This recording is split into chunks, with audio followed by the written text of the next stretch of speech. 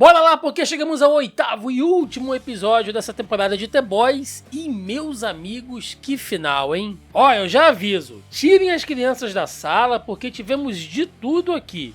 Teve o Metamorfo dando surra de fio terra no Hugh, teve o Black Noir excitado com a matança dentro da Vault, tivemos reviravoltas do Bruto fazendo uma rachadinha com a Victoria Newman, e o encerramento tão bombástico que até a Kimiko foi pro puro berro. Pois é, gente, tem 1 milhão de coisas pra falar sobre esse último episódio. Teve o arco de evolução de diversos personagens aqui, teve a conclusão de diversos plots que foram sendo oferecidos ao longo de toda a temporada. Tem muita possibilidade, muitas teorias do que pode acontecer daqui pra frente, inclusive com a ligação de outros produtos da mesma franquia que serão lançados futuramente pela Amazon. Então é muita coisa pra gente falar, senta aí e fica sossegado, porque a gente vai entrar aqui nos mínimos detalhes explicando tudo, porque afinal de contas foi uma temporada sim muito polêmica, dividiram muitas opiniões por aí, então eu acho que a gente tem que dar um encerramento robusto que ela merece, beleza? E de cara eu já quero trazer aqui uma polêmica que rolou em relação à série fora da série, que foi a mudança no final por conta do atentado sofrido pelo Donald Trump. Porque caso você não saiba, houve uma alteração no título desse último episódio por conta do atentado recente do Donald Trump lá nos Estados Unidos, né, onde atiraram contra ele, enfim, porque o último episódio receberia como título Assassination Run, porque ele era justamente focado no candidato à presidência dos Estados Unidos durante, né, ali o final da temporada. Só que os produtores resolveram mudar, colocaram simplesmente como final da 4ª temporada para evitar qualquer tipo de associação com esse incidente. E por que isso é relevante? Porque, gente, não tem como fugir disso. Tá? Não tem como fugir do discurso político quando a gente fala de The Boys, principalmente dessa 4ª temporada. Eu sei que pra muita gente isso é chato, tem gente que não gosta. Eu só quero assistir a minha série, me divertir um pouco, distrair a cabeça, não quero saber de política. Mas aqui, gente, certos conteúdos não tem jeito. E não é uma forçação de barra minha, porque isso a gente já falou aqui centenas, milhares de vezes. Quem tem acompanhado a série sabe que isso é um posicionamento oficial da própria produção. Porque vale sempre a pena repetir que isso é confirmado pelo próprio showrunner da série, o Eric Kripke, que a série como um todo tem um teor político e que essas últimas temporadas principalmente seriam uma metáfora crítica à ascensão de governos radicais de direita ao poder, principalmente sobre quem? Ao próprio Donald Trump. Porque, afinal de contas, toda essa temporada foi em torno das eleições nos Estados Unidos, né? Toda aquela disputa ali do Capitão Pátria e da equipe lá dos garotos, né, dos The Boys, lutando ali para que não deixasse o Pátria chegar numa posição de poder ao qual ele tivesse influência na Casa Branca. Então, assim, vocês acham que foi coincidência colocar toda uma temporada focada nas eleições presidenciais no ano em que realmente haveriam eleições, né, onde haverão ainda, inclusive, as eleições presidenciais dos Estados Unidos?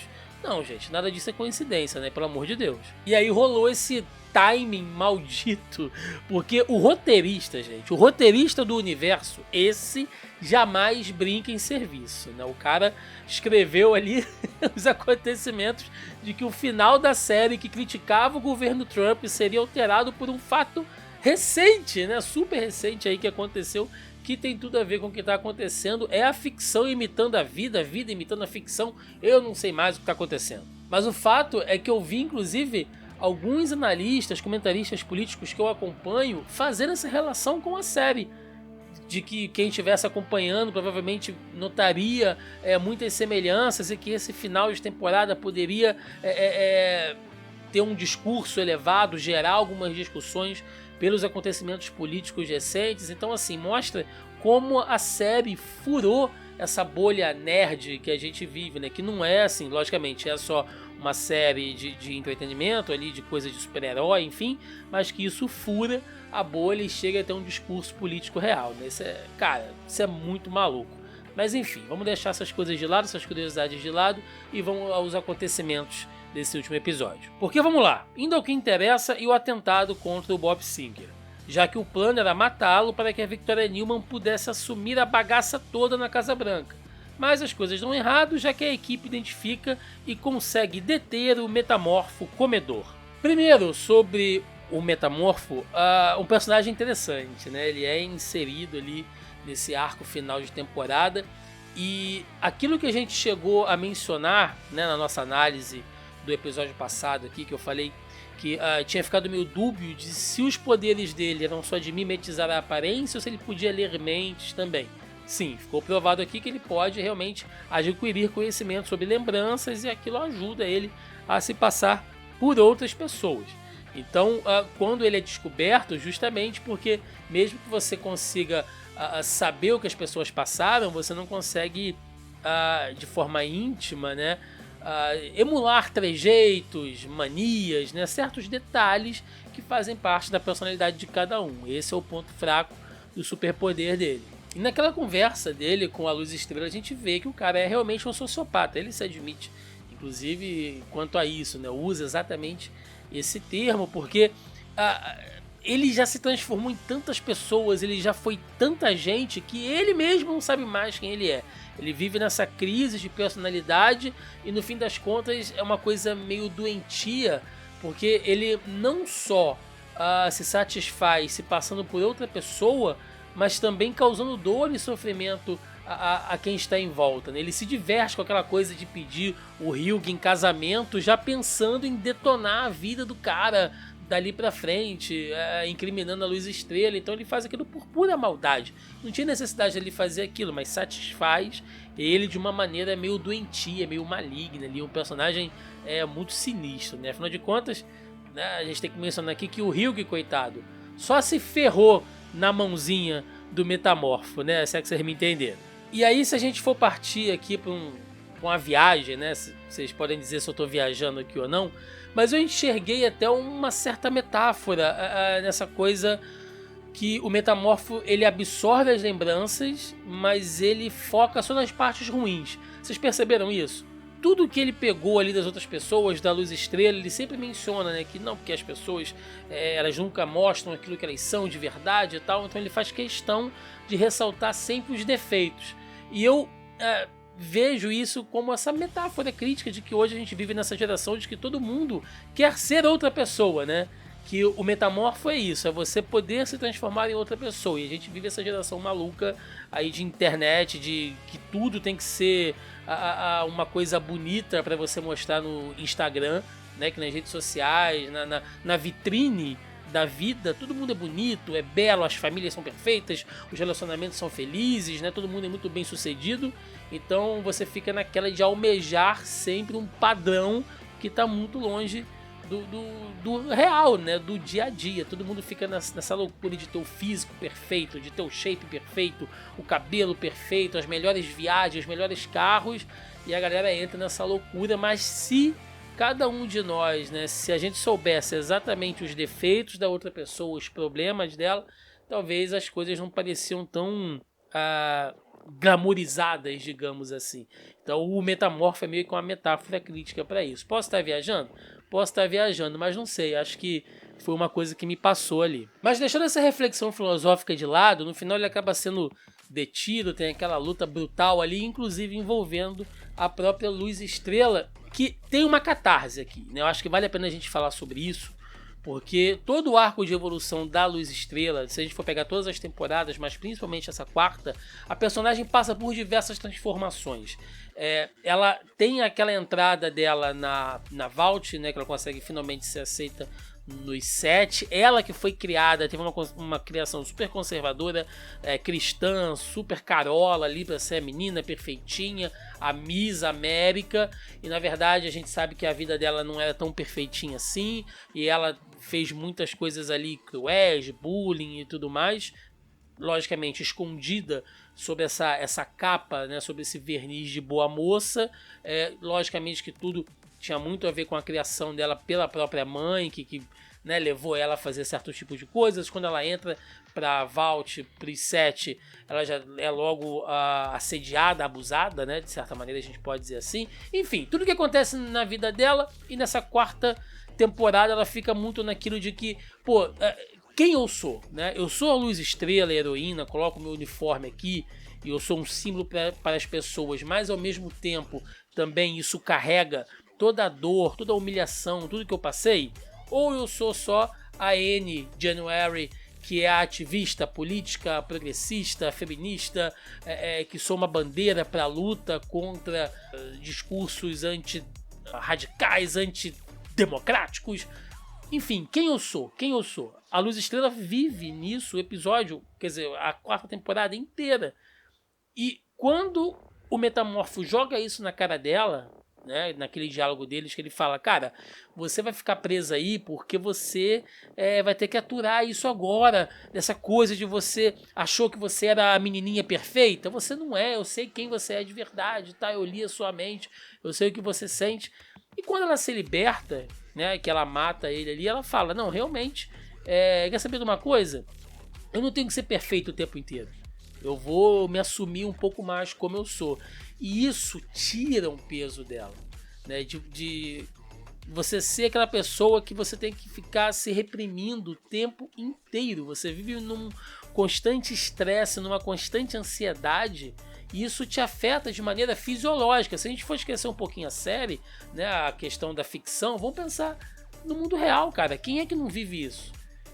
Geralmente você tem que se comportar às vezes num ambiente de trabalho, ou sei lá, num ambiente religioso, ou mesmo ter que esconder questões de gênero, de sexualidade, ou você tem que conviver num ambiente onde você não se sente bem-vindo, mas você tem que estar ali por causa de trabalho e tal. Isso vai te causando um estresse, né, de você ter que passar uma coisa que você não é, e isso afeta as pessoas de muitas maneiras.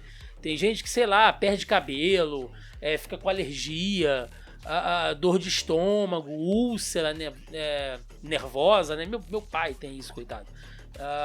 Até em relação aí, se a gente for falar, questão de libido, né? Questão de desempenho sexual, isso afeta as pessoas pra caramba. Então, se a gente levar isso já de volta pra série, de maneira fisiológica, isso afetou a Luz Estrela naqueles poderes dela, como se ela tivesse broxado os seus superpoderes porque ela estava com a cabeça em outro lugar. Então, é legal que no final ela consegue até reaver, né, reativar os seus poderes, porque ela se livra dessa carga emocional que ela teve durante toda a temporada. E outro cara que teve um desenvolvimento sensacional também foi o arco do Bruto, né? Ele que lutou contra a influência maligna da sua mente a temporada toda, para no final acabar deixando o lado negro assumir. O que nos traz a revelação de algo que já suspeitávamos antes.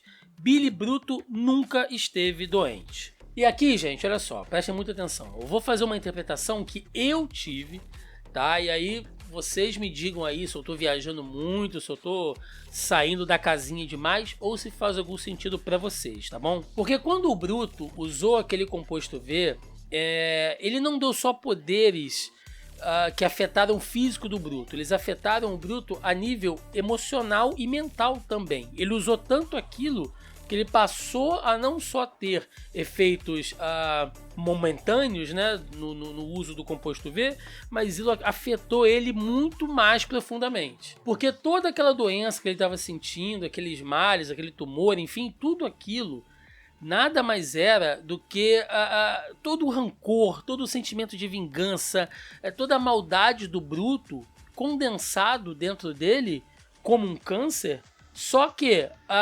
maximizado por superpoderes, pelo uso do composto V. Tem uma analogia aqui, né? Thiago, então quer dizer que ele não estava doente, que ele não estava sofrendo? Não, ele estava. É como se fosse, gente, aquele ditado, quem nunca ouviu, né, ou quem nunca falou, tipo, fulano tá guardando aquele sentimento dentro dele como se fosse um câncer, né? Ou então, não, essa coisa ruim que me corrói como um câncer. Porque é isso.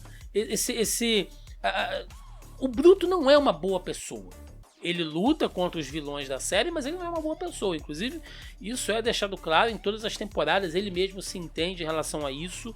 Esse último arco dele foi muito em questão de redenção, né? Que ele teve ali aquela alucinação que ele tinha com a ex-mulher e com o Joey Kessler, que cada um é uma manifestação de partes da mente dele, e é como se o Bruto lutasse dia e noite contra o mal que ele tem dentro de si. Então é aquilo, ele estava doente porque ele estava somatizando uma luta de algo que era muito maior do que ele, né? Um cara que conviveu a vida toda metendo a mão na sujeira como ele fez, lutar contra aquilo no final, ter que assumir todas as merdas que ele fez, ter que procurar a redenção, ter que pedir desculpas, como ele faz ali no final, ligando pro o Hugh, né? Tudo aquilo é doloroso para ele. Então essa dor, que muitas das vezes é emocional, né? É muito mental, psicológica, ela foi transformada aqui num câncer. O cara realmente estava adoecido, né, por toda essa dor. Só que isso aqui se transformou num superpoder. Tanto é que, se vocês prestarem atenção, os tentáculos saem de dentro do peito dele, como se ele liberasse esse mal dele. Então, sabe, eu consigo ver uma certa metáfora aí. Então, a partir do momento que ele se assume, que ele deixa o lado sombrio dele, né, que ele deixa aquela personalidade ruim que é representada aqui pelo Joey Kessler, quando ele assume, ele fica bem. Você vê que ele não tá mais com o cabelo ralo, não tá mais com os olhos vermelhos, a pele não tá mais pálida, ele tá bem naquele final quando ele aparece. Ou seja, ele nunca esteve doente. Ele simplesmente parou de lutar e se assumiu como é. É o inverso da Luz Estrela, que a gente acabou de citar aqui. Ele manifesta os seus poderes porque ele se assume como alguém ruim e que está disposto aí até o final para fazer o que tiver que fazer. Então, quando ele libera e fala, quer saber? Que se foda o mundo todo e eu vou meter a bronca mesmo, aí ele fica bem, né? Então, olha só como as coisas são. E quem deixou o lado negro assumir também e transparecer aqui foi o Ryan, naquele final onde ele acaba com a vida da Grace e mostra que realmente ele é filho do Capitão Pátria. E assim, vamos combinar, gente, o Ryan, ele é um moleque zoado, tá? Ele é um moleque muito totó das ideias e, porra, sejamos sinceros, né? Não dá nem pra culpar o garoto, não. Cresceu escondido por toda a situação que envolve o nascimento dele, depois perde a mãe de maneira trágica, é criada depois por um agente da CIA, acaba descobrindo que o pai dele é o Capitão Pátria, vai morar numa outra realidade onde ele é exposto como uma figura pública e começa a se envolver em coisas violentas, mata uma outra pessoa de maneira não intencional, mas enfim, e tudo isso sendo ameaçado de prisão pela CIA para ser usado contra a arma pelo próprio pai. Bicho, a cabeça do moleque tá muito variada, né? Então não dá nem pra julgar muito ele nesse momento. Logicamente que ele tende a se transformar um vilãozinho ou pelo menos num anti-herói. Eu acho que o arco do Ryan só está começando aqui.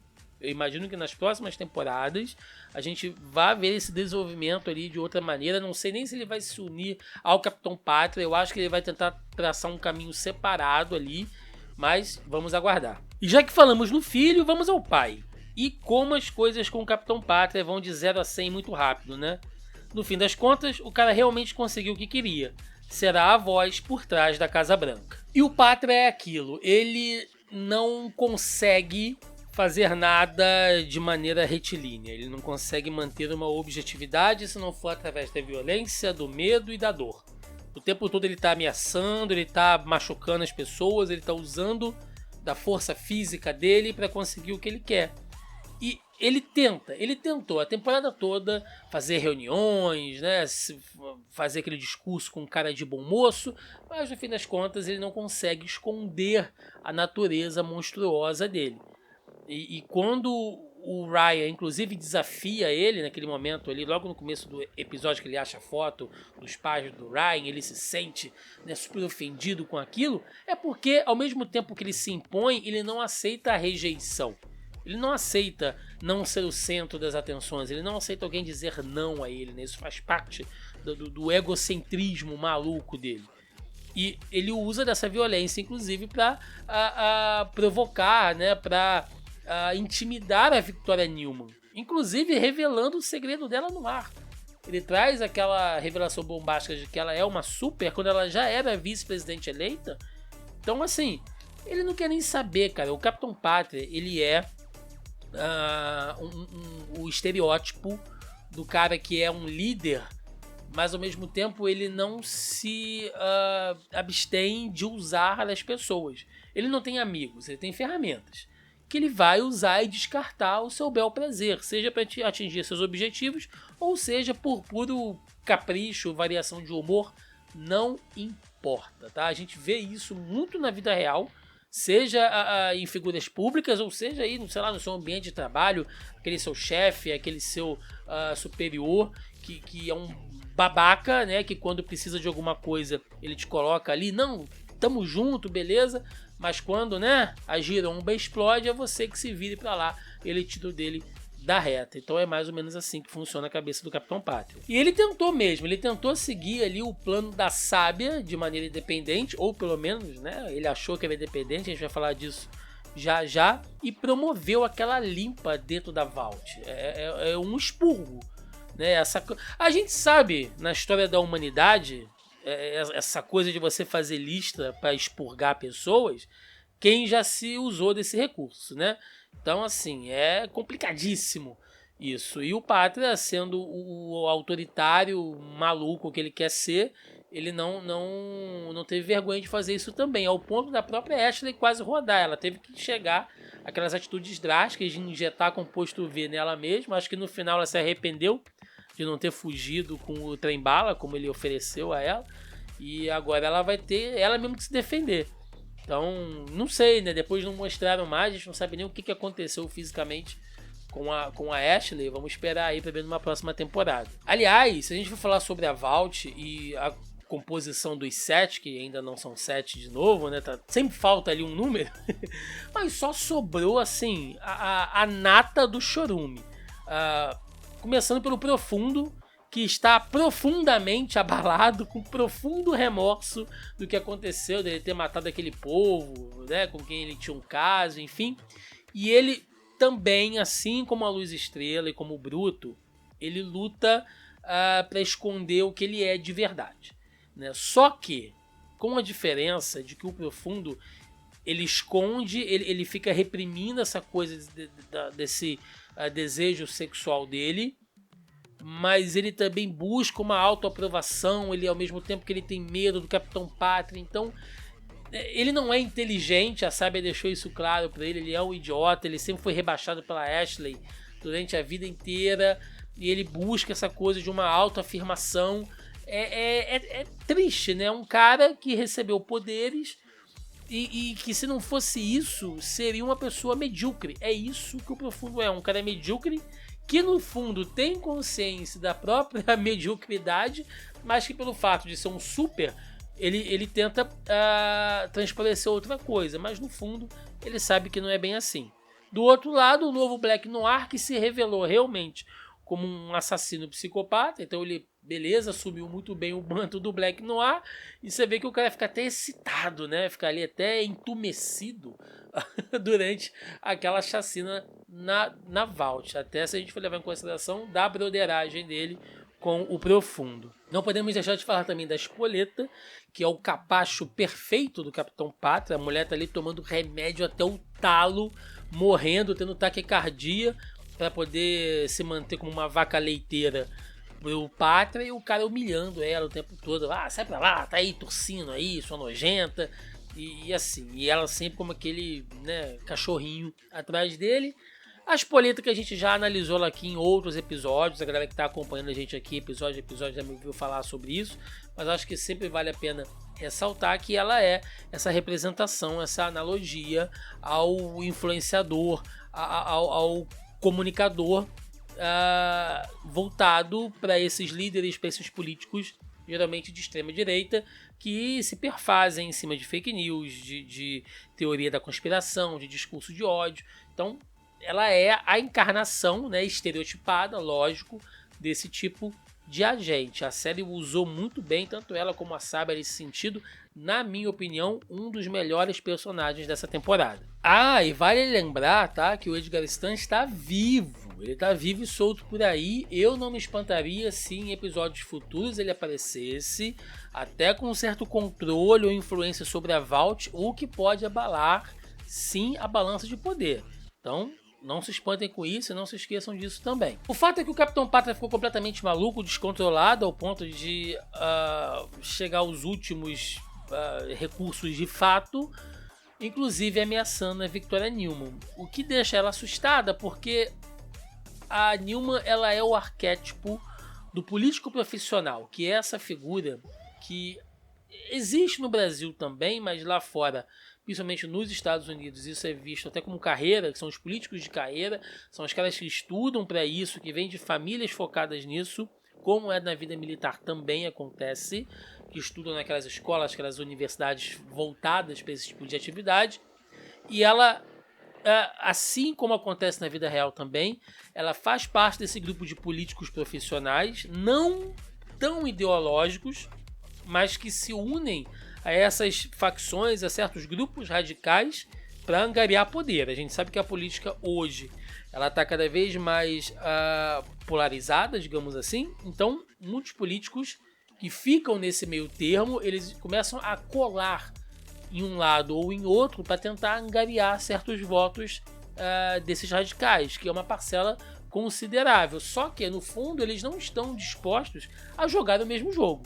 No fim das contas, né? Eles querem colher os benefícios, mas não querem sujar as mãos e usar os mesmos argumentos e ferramentas dessa galera mais radical. E aí, quando ela é confrontada em relação a isso, ela teve ali o fim dela trágico, porque foi buscar ajuda com a equipe, mas o Bruto, né? Enfim, aconteceu tudo o que aconteceu com ele e deu cabo dela de maneira brutal, ali encerrando a participação da personagem e deixando a filha órfã, né, numa situação ali de completa vulnerabilidade. Bom, e afinal, como a coisa toda acaba? Com a vitória do Capitão Pátria e a prisão da equipe.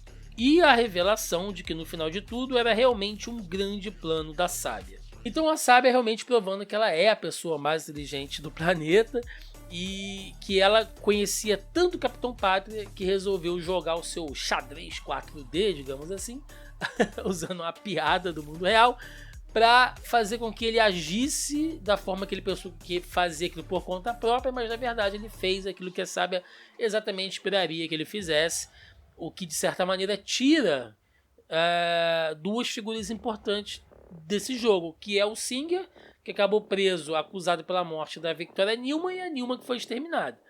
E isso coloca, né, isso traz ali a ascensão de um outro cara para assumir a presidência, né, o líder lá do Congresso, e o cara que é o capacho perfeito, que é o fantoche perfeito que o Capitão Pátria realmente tinha que ter, se ele precisasse de uma influência, porque a Newman, como a própria Sábia disse, ela era uma mulher de pensamento forte, mais independente, ela ia oferecer alguma resistência ao Capitão Pátria, não daria para confiar nela 100%, e esse cara não, esse cara que assumiu agora você vê que, né, tá ali realmente de boneco, quem vai falar por ele, quem vai tomar as atitudes é o Capitão Pátria. Eu só me preocupo um pouco em relação à Sábia, porque ela fez aquilo tudo para se provar, beleza, porque afinal de contas ela é a pessoa mais inteligente, ela sempre faz questão de dizer isso, e fazer aquilo tudo, né, mudar essa balança de poder da maior nação do mundo, ou do Ocidente pelo menos, isso para ela foi um desafio apenas, ela fez aquilo para se testar. Então, assim, mostra como ela é perigosa, essa mulher. O que só me deixa com um certo receio é dela virar uma resolução Deus Ex Machina pra série, tá? Como assim, Thiago?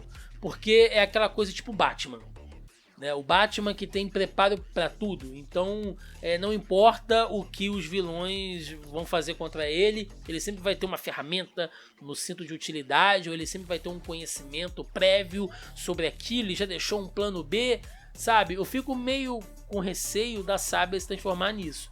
Tipo, no fundo, tudo aconteceu porque ela queria que fosse assim, então ela nunca vai ser pega, ninguém nunca vai fazer nada contra ela, então me preocupa só se a série mantiver ela, né, nessa coisa de resoluções fáceis. Fora isso, outra personagem sensacional. E o Capitão Pátria, ele consegue, por fim, então, realmente fazer aquele plano de introduzir supers na política, que é o que ele sempre quis, né? Enquanto o Bob Singer tinha já ali como meta de campanha uma lei de isolar qualquer uso de super, seja na política, seja na segurança pública, enfim, né? Era um cara que sabia, que entendia o risco de você manter seres com superpoderes em posições de poder, o Capitão Pátria vai pelo contrário. Ele enxerga que, até de uma maneira meio eugenista, que supers são pessoas realmente superiores. Então, assim, não importa se você é um lixo de pessoa, se você tem superpoder, isso já te coloca numa casta que merece existir e comandar outros humanos inferiores, né? Uma coisa bem boa, né? Só gente boa na história da humanidade pensou dessa maneira eugenista. E o Capitão Pátria tá indo nessa leva. E essa estratégia de colocar supers dentro de posições de poder, né, ele vai trazer agora para dentro do seu próprio governo, que eu digo dele, do presidente, que dá no mesmo. Vai levar para as Forças Armadas, enfim. De novo, né, se a gente for voltar lá naquela coisa da crítica política que a série se propõe a fazer, é um pouco, acho que isso dialoga um pouco com a estratégia de políticos antidemocráticos que existem hoje, né, no mundo real, que entenderam exatamente isso, que para você alterar o jogo hoje em dia, você não coloca mais tanque na rua, né? Isso já não dá mais muito certo. A gente viu na Bolívia até há pouco tempo, se você for pegar um exemplo recente, como que as coisas são. Hoje a comunicação, a imprensa, a opinião pública internacional, tudo isso tem muito mais influência do que ano passado. Aqueles golpes de Estado que a gente viu acontecer nos anos 60, anos 70, hoje em dia já não são tão mais fáceis de você aplicar. Então você usa o quê? Você usa a própria máquina, o próprio sistema, para entrar dentro dele e começar a corroê-lo de dentro para fora. Então você vai inserindo ali pessoas na Suprema Corte, você vai colocando pessoas de liderança em cargos militares, você vai priorizando, favorecendo pessoas que têm uma opinião que te corroboram, né, com as suas atitudes dentro da imprensa. Então você vai colocando políticos, agentes do judiciário, enfim, em posições, né, que vão fazer com que você perpetue cada vez mais lá no poder, né, que você, sei lá, se reeleja de infinitas vezes, que você consiga passar leis que reprimam opositores. Então é mais ou menos assim que você vai fazendo no final das contas. Não precisou colocar tanque na rua, não precisou dar nenhum tiro para o alto, você usou o próprio sistema contra ele mesmo, né? E uma coisa que é aí muito estudada por analistas políticos atualmente. E isso, gente, também é indiferente de esquerda ou direita,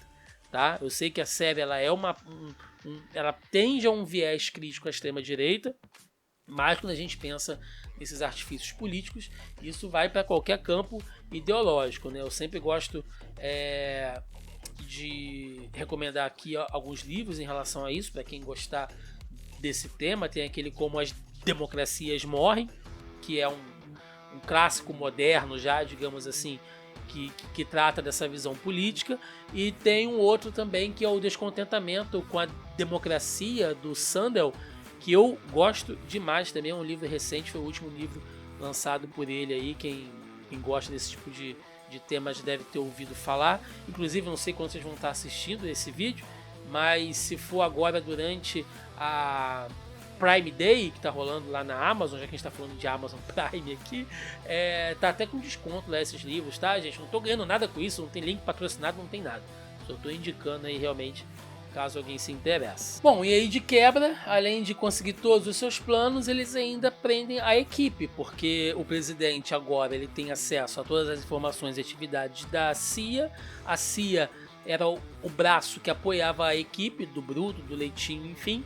Então agora ele sabe exatamente o que fazer, prendem toda a equipe, com exceção do Bruto e da Luz Estrela, que talvez tenham que trabalhar juntos, né, o que seria muito doido, já que cada um agora passou por um arco diferente de evolução, enfim, a gente não sabe como é que isso vai acontecer, mas tá todo mundo preso.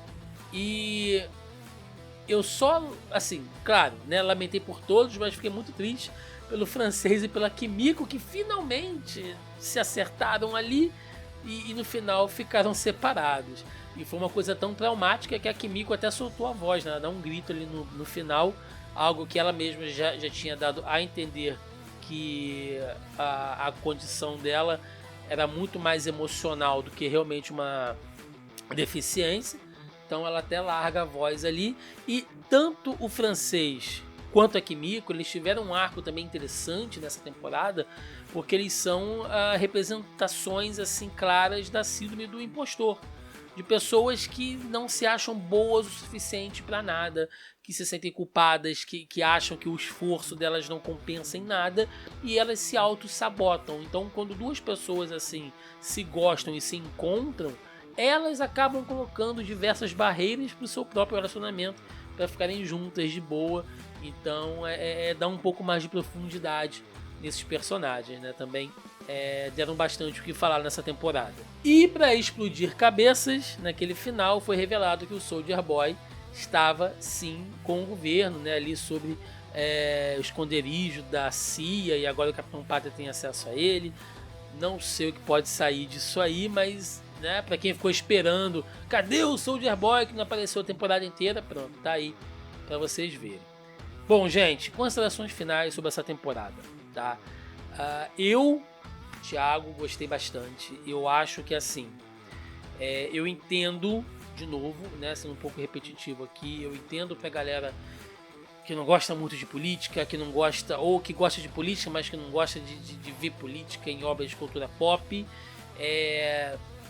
Eu sempre tendo a achar que política tem tudo, tá? E quando eu digo política, gente, não é uma coisa partidária, eu não tô falando aqui de partido político, eu não tô falando de ideologia, esquerda, direita, eu não tô falando de alinhamento filosófico, não, eu tô falando de política de viés público, sabe? Temas políticos, eles são discutidos em tudo que você vai fazer, principalmente em cultura pop. Se você pega grandes obras da ficção científica, cara, tem discussões políticas ali. Se você pega o terror, você tem discussões políticas ali também, né? Lembrando que a gente está falando de arte. Cinema é arte, séries, TV, consequentemente são arte também, música é arte, literatura, quadrinhos. E as artes, elas têm muitas funções, algumas diretas e indiretas, mas uma das maiores características de uma obra de arte é ela ser uma representação da sociedade ao qual ela é contemporânea. Então, se você pega uma obra de arte da Idade Média, durante, sei lá, a Inquisição, ela vai representar o pensamento da sociedade naquela época. Se você pega obras de arte do Iluminismo, da Renascença, elas vão apresentar detalhes que representam aquela sociedade. E no mundo que a gente vive hoje, né, séries, filmes, livros, quadrinhos, eles vão trazer coisas que nós vivemos hoje. Então, assim, pensar que uma obra tem que ser apolítica, para mim, sinceramente, não faz muito sentido. É óbvio que nem toda obra de arte, nem todo conteúdo de cultura pop, ele precisa atender a uma crítica política. Você pode ter coisas mais divertidas, mais leves, e isso não tem problema nenhum, gente. Não tem problema nenhum. Zero problema em relação a isso. Porém, se revoltar achando que não tem que ter, que é forçação de barra, eu acho um pouco de ingenuidade, tá? E eu acho que The Boys ele foi bem maduro em se assumir em relação a isso. Eu sei que para muitas pessoas pode ter soado como uma autocrítica, de repente para a galera que tende mais a um pensamento de direita, pode ter se sentido atingido em algum momento, ridicularizado, mas é aquilo. Existe um posicionamento claro de que a série está falando de um viés extremista, gente, sabe? Tudo ali é levado ao extremo, cara. Então, assim, existem todos os polos, você vai ter extremos. Então, se você faz parte, né, se você se considera um cara de direita, conservador, eu não vejo problema nenhum nisso. Mas talvez essa crítica, eu acho que você tem que levar isso em consideração, na minha humilde opinião, tá? Sendo aqui bem humilde em dizer isso, não posso dizer o que você deve ou não pensar, mas assim, eu sugiro que você encare não de maneira ofensiva, mas tipo, será que o que os caras estão mostrando aqui, isso faz algum sentido? Será que esse lado ao qual eu faço parte não tende realmente, quando chega no extremo, a tomar certas atitudes dessa maneira? Será que eu quero participar? Será que eu quero endossar esse tipo de atitude? Será que isso vai além do que aquilo que eu realmente quero? Eu acho que a série, como proposta crítica, ela tem essa função, sabe? Eu acho que as pessoas deveriam encarar com um pouco mais de maturidade esse tipo de coisa e não levar para o lado de torcida, né? Hoje em dia tudo é torcida, cara. Tudo virou uma grande partida de futebol. Se você critica uma figura pública, aparece, sabe, 1 milhão de gente para cancelar, outros para, sei lá, para defender, endeusando como alguém perfeito, né? Se é de um posicionamento político também. Então, assim, tudo virou torcida e acho que ninguém realmente para criticar nada, para observar nada. Então, eu acho que a série, se ela incomodou tanto, é porque ela tocou em algumas feridas. E eu gostei dessa temporada. Não sei o que será feito daqui pra frente. O que eu posso dizer é que, segundo a Amazon, agora, tanto Gen V, que inclusive tivemos ali influências ali no final, em algumas referências de personagens. Então as séries estão sim interligadas, isso não é novidade nenhuma. Se você ainda não assistiu Gen V, assiste, porque muitas coisas que apareceram nessa temporada começaram lá, a questão do vírus, então tudo isso já havia sido iniciado, esse plot na outra série. O que a Amazon já deixou claro é que haverão outros conteúdos, outras séries dentro dessa franquia de The Boys que farão parte do cânone.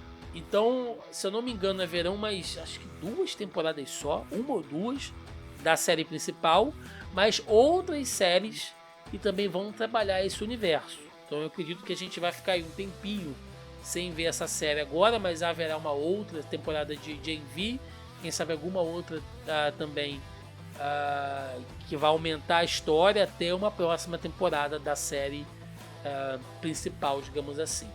Gente, é isso. Falei pra diabo aqui hoje, mas como eu disse, não tinha como a gente encerrar essa temporada aí sem entrar nessas questões. Tentei, como sempre, fazer aqui a análise mais honesta possível, principalmente quando a gente fala aqui de viagens filosóficas, né, de opiniões políticas. Tentei dar minha opinião mais honesta e sincera possível. Espero que vocês tenham gostado. Quero agradecer muito quem ficou com a gente aqui nessa jornada, episódio a episódio. Foram 8 episódios falando sobre isso aqui, né, toda semana, assistindo os episódios tarde da noite, acordando cedo e escrevendo pauta, gravando, editando, para oferecer aqui para vocês. Espero que vocês tenham gostado, curtido muito. E é isso, vamos partir aí porque tem muito conteúdo pra gente tratar aqui no canal também. Dê a sua opinião, o que você achou aí desse final de temporada e da temporada como um todo. Me dá a sua opinião, dê o seu like ou dislike, o que você preferir. E por favor, se inscreva no canal, caso não seja inscrito. Considerem se inscrever aí, que nos ajuda, nos incentiva bastante. É isso, vou ficando por aqui, até a próxima.